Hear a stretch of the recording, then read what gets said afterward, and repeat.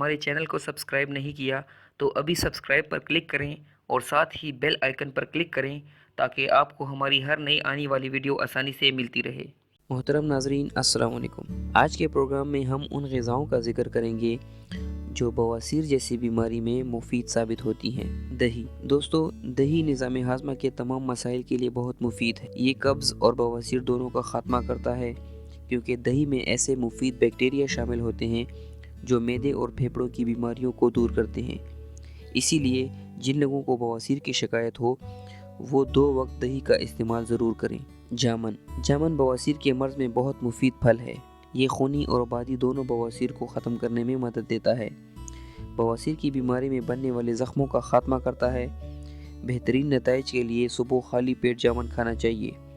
इसमें फ़ाइबर की मुनासिब मिक़दार पाई जाती है जो बवासीर का ख़ात्मा करता है। पालक। पालक को बवासीर की बेहतरीन दवा कहा जाता है।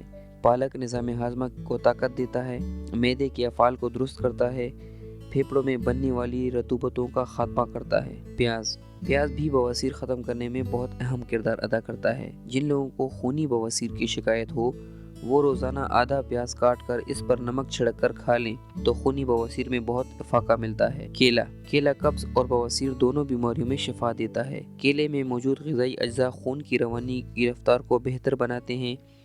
एक केले को काट कर उसका पेस्ट सा बना लें और उसको दूध में हल करके पी लें तो बवासीर के दर्दों में फ़ौरन आराम आ जाता है।